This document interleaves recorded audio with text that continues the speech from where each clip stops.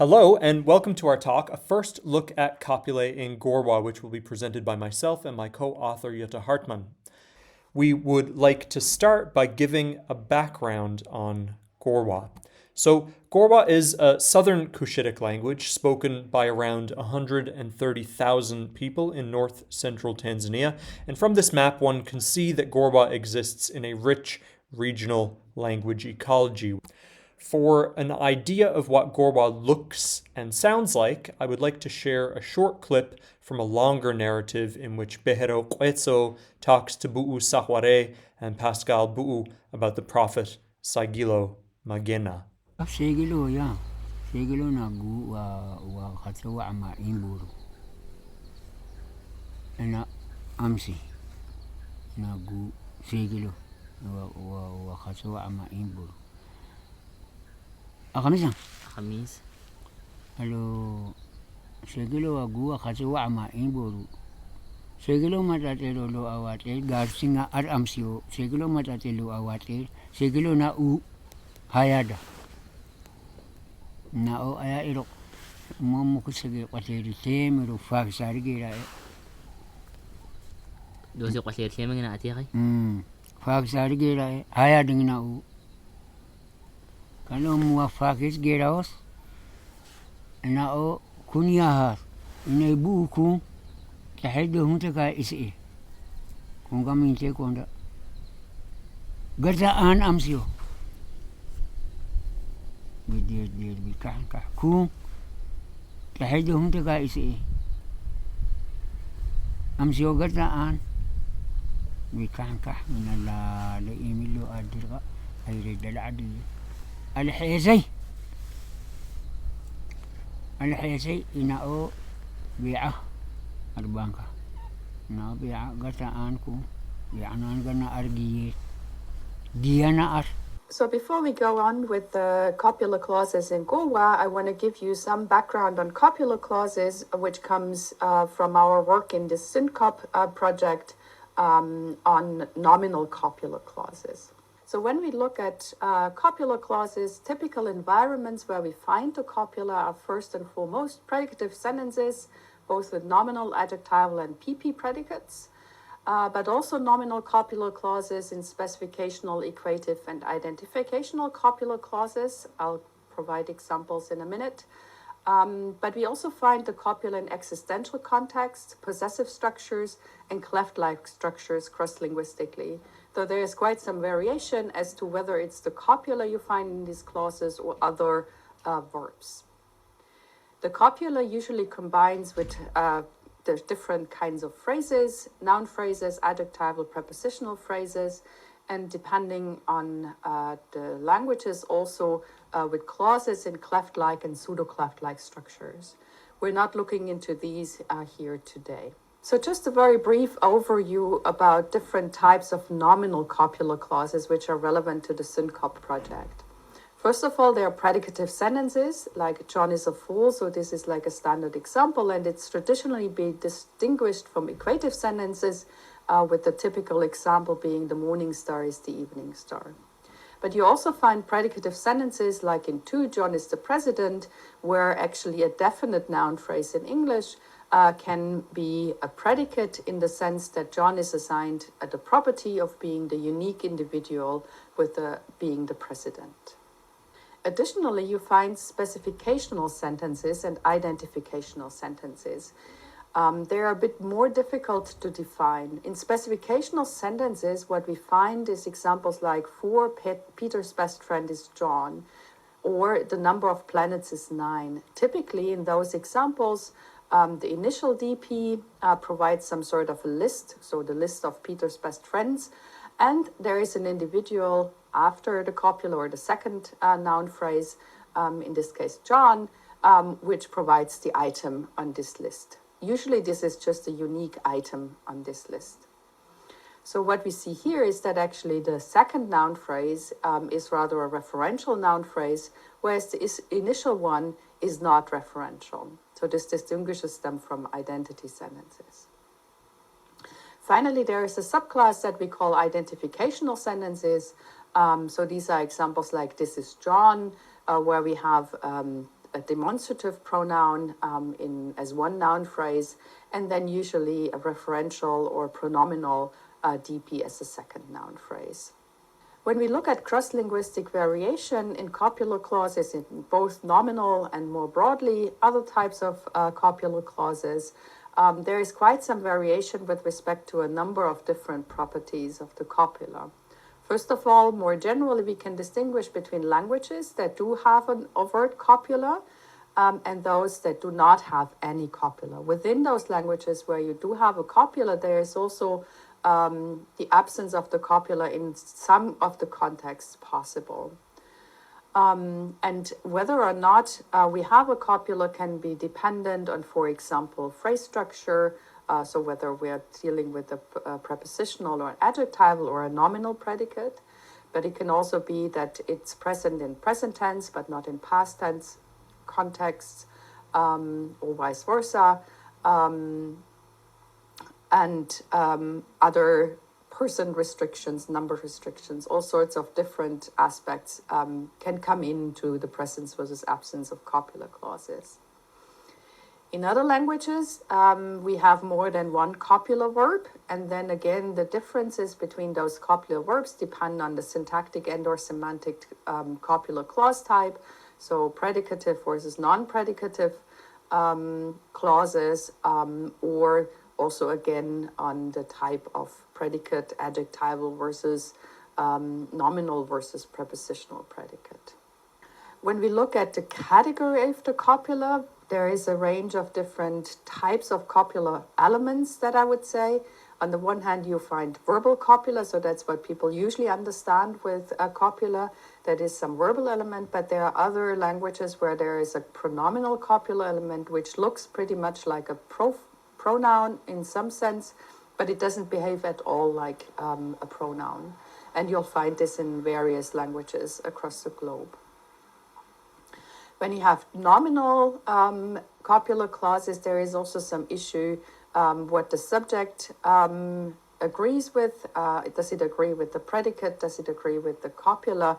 And what are the patterns? Here it's quite striking that even in languages like German or English, there is still facts to be uncovered about different agreement patterns, especially with specificational copular clauses.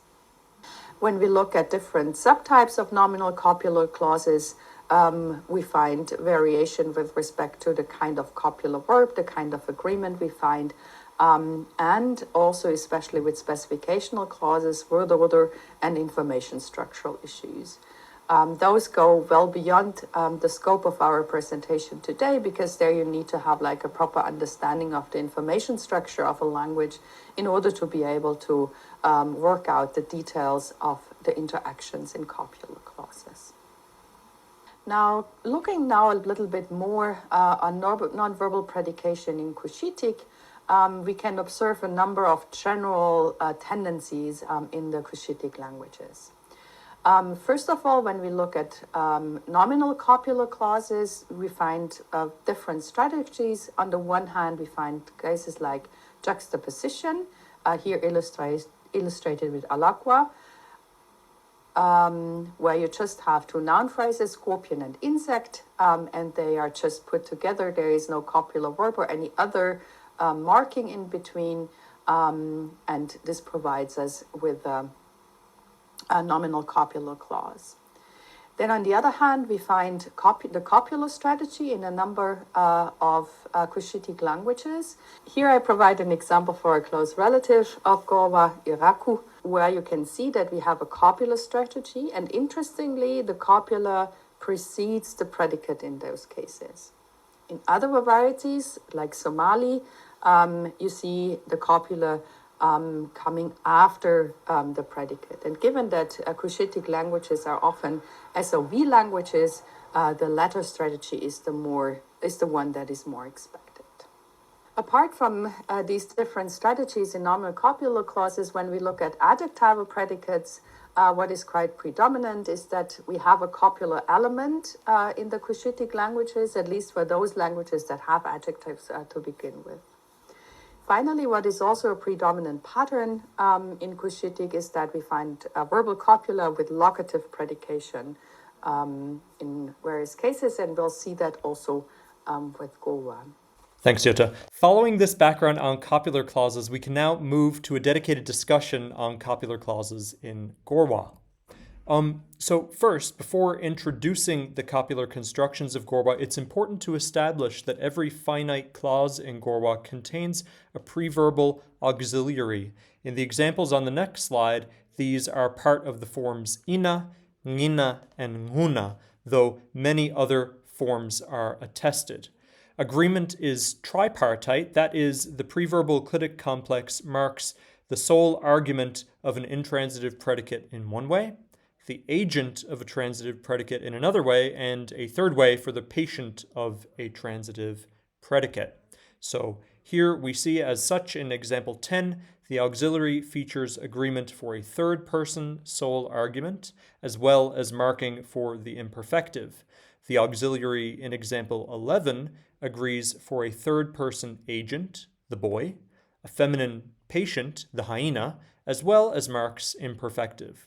The auxiliary in example 12 shows agreement for a third person agent, here the man, a masculine patient, here the boy, and imperfective marking. When the patient argument is a speech act participant, we get agreement only with the patient argument. That is, the agreement for the agent argument is absent. So in example number 13, where the patient is me, a speech act participant, we see that the patient is marked with an E vowel, but the agent is unmarked. So in Gorwaa, and this is key, the auxiliary is also present in non-verbal predicational constructions. And so argument marking patterns are consistent with what has been described above. So we can also see that the auxiliary of the copula is formally identical to the verbal final vowel. So what we can see here in examples 14 and 15 is a verbal construction. Now, often in many affirmative verb forms, we don't see a final vowel. So here in example 14, the final vowel appears in the gloss as ah, but because it occurs at the edge of a phonological phrase, it is not pronounced. But if additional morphology occurs to the right of that final vowel morpheme, such as in 15, here we have a negative marker at the end of the verb, we can see that in surface form, this A is pronounced. This is, of course, interesting in that often our copula emerges as A as well. We can also argue that this A vowel, this final vowel of the verb, and the A vowel of the auxiliary share the same distribution. So when we have forms that are non-finite, such as imperative forms, note that we do not have a final vowel, ah, nor, in fact, do we have the auxiliary marked before the verb. So in both of these cases, note we don't have a final vowel on the imperative verb form. We don't have a final vowel ah, nor do we have a preverbal auxiliary or a preverbal clitic complex. Now, moving on, we can start with some examples of basic copular clauses. So the nominal copular clause just features the auxiliary. So just features, we can see in 18, it surfaces as this a vowel. So if we say we are farmers, aten adoshuse, we can see that the auxiliary just occurs on its own and it surfaces as an a vowel. And this is the same in a third person masculine example, bura adoshusumo. Bura is a farmer. We see again the same copular form. For locational copulae, we see that argument marking behaves as if we have an intransitive verb. That is, the argument marking marks for sole argument. So we can see this in example 20 and 21. So for example, we can see we are in mañana, aten abara mañana. So here we have the sole argument, which is a first or second person. In this case, it's first. It's a speech act participant. We see it encoded as 0, with which, when put together with the 0 auxiliary, it surfaces as an a vowel.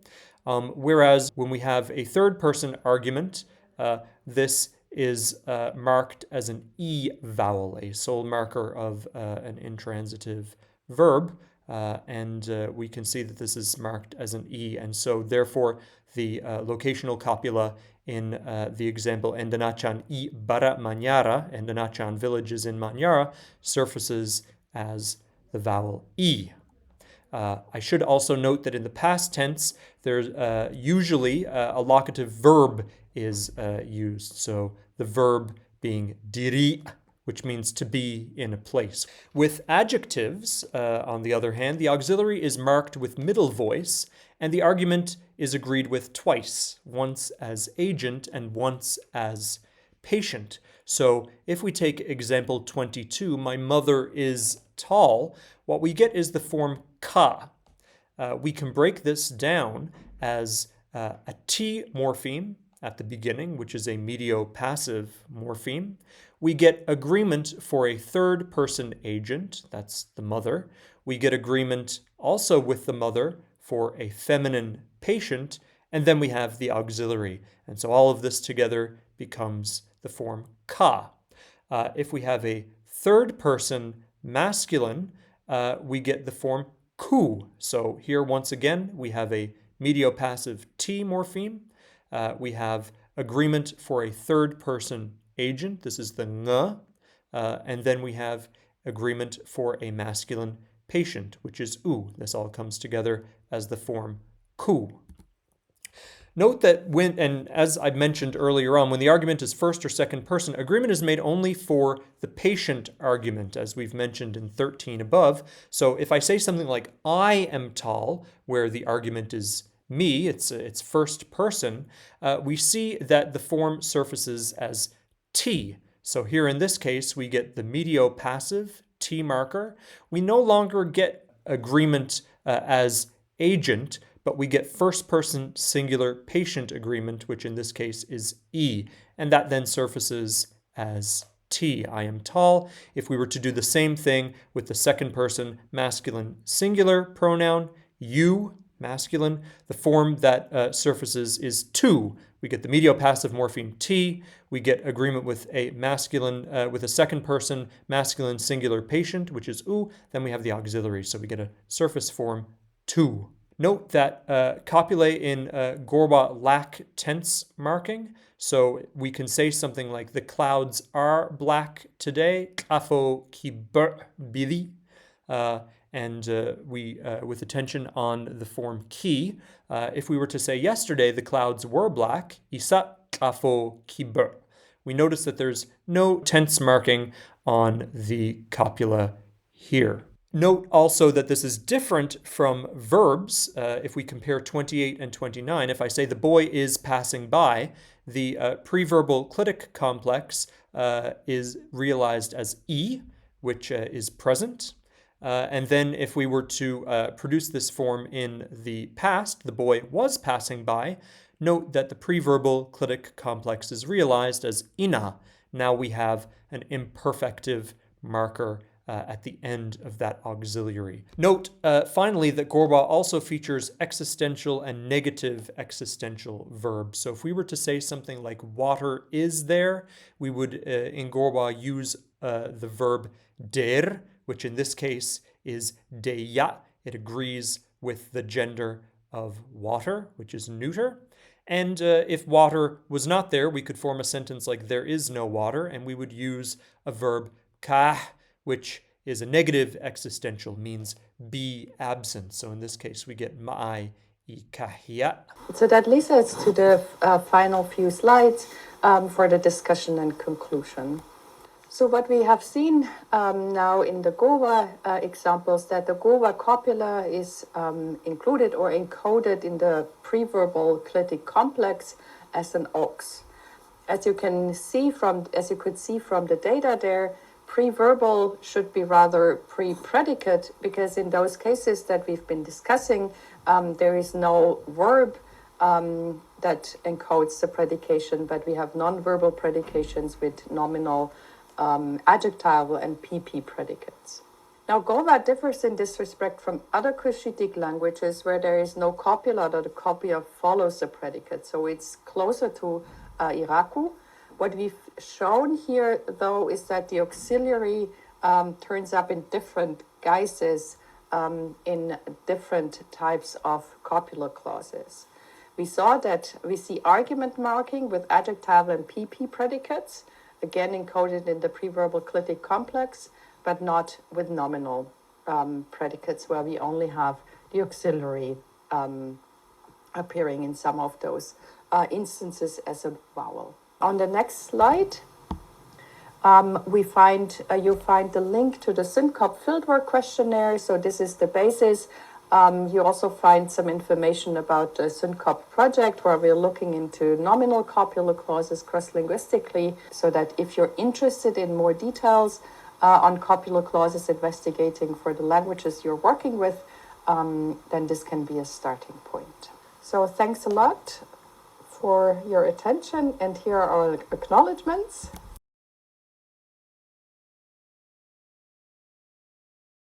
And here are our references. Thank you.